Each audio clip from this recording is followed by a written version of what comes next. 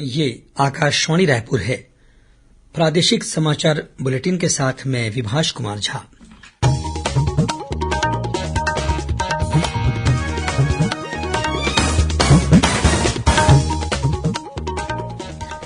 और अब पेश है आज के मुख्य समाचार। प्रदेश में त्रिस्तरीय पंचायतों के रिक्त पदों पर उपचुनाव के लिए राज्य निर्वाचन आयोग ने जारी किया कार्यक्रम। 3 जून से भरे जाएंगे नामांकन। प्रदेश के बीजापुर, दंतेवाड़ा और सुकमा जिले में सीआरपीएफ में कांस्टेबल के पद पर अब 8वीं पास युवाओं की भर्ती भी हो सकेगी। केंद्रीय मंत्रिमंडल ने गृह मंत्रालय के प्रस्ताव को दी मंजूरी। देशव्यापी कोविड टीकाकरण के तहत हर घर दस्तक अभियान का दूसरा चरण आज से शुरू। और गरियाबंद पुलिस ने 50 लाख रुपए मूल्य के करीब 750 नग हीरों के साथ 2 आरोपियों को किया गिरफ्तार।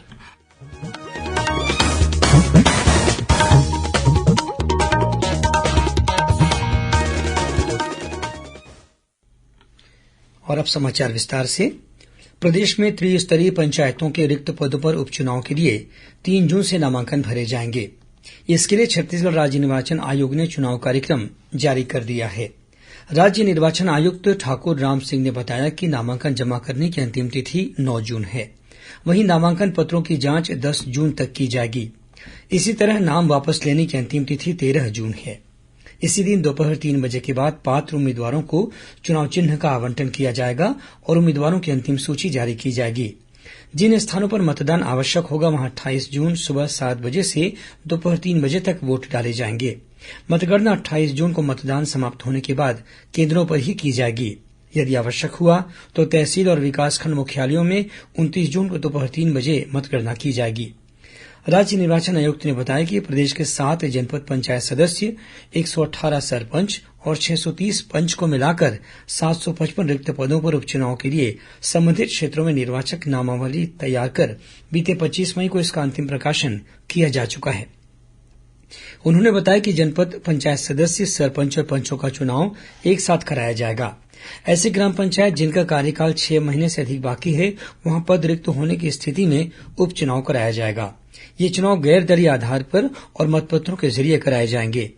चुनाव प्रक्रिया के दौरान कोरोना से बचाव के लिए केंद्र और राज्य सरकार द्वारा जारी दिशा निर्देशों का पालन अनिवार्य रूप से किया जाएगा। निर्वाचन कार्यक्रम जारी होने से लेकर परिणाम की घोषणा तक संबंधित निर्वाचन क्षेत्रों में आदर्श आचरण संहिता लागू रहेगी।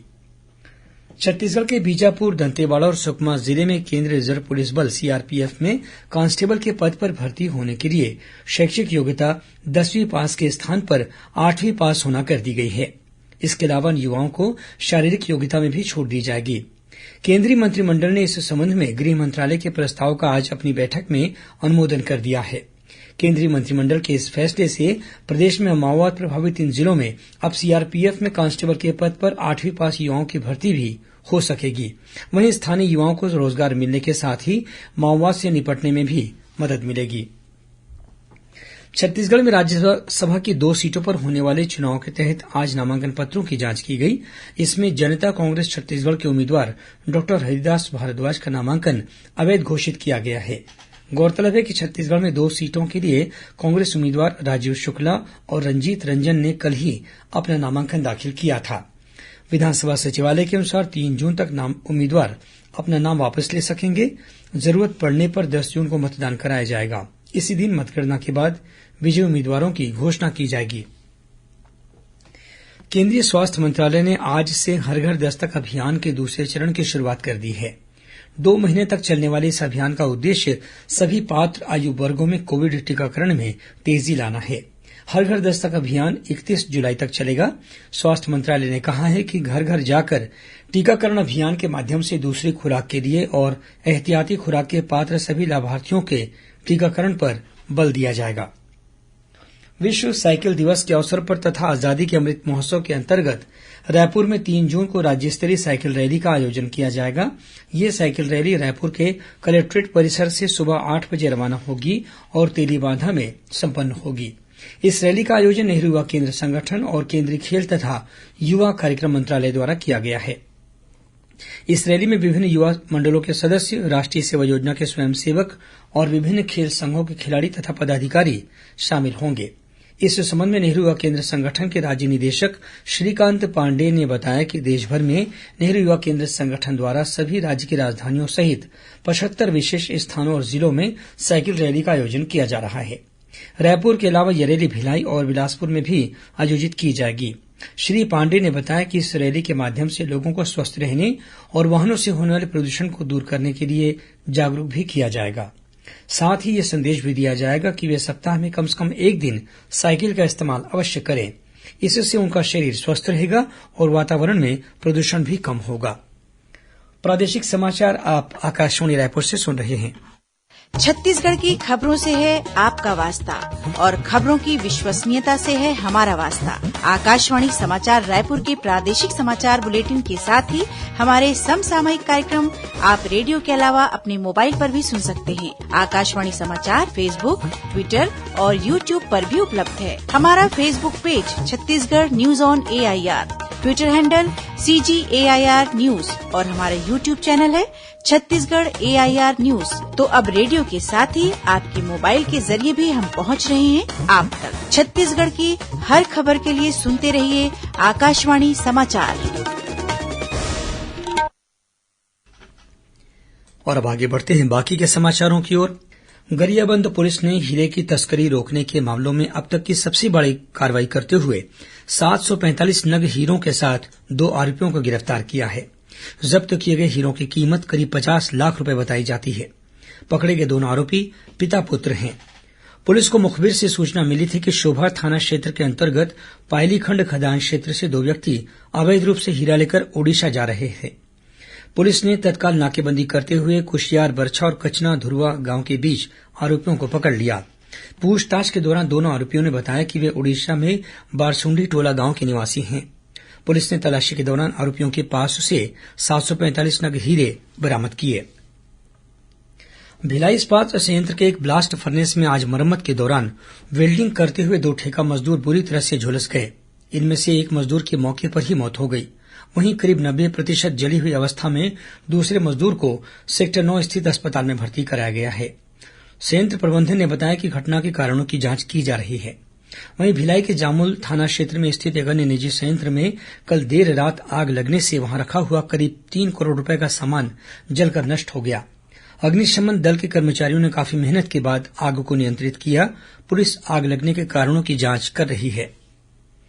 विश्व तम्बाकू निषेध दिवस के अवसर पर कल अखिल भारतीय आयुर्विज्ञान संस्थान एम्स रायपुर के OPD में आने वाले रोगियों और उनके परिजनों को तम्बाकू सेवन के खतरों के प्रति जागरूक किया गया।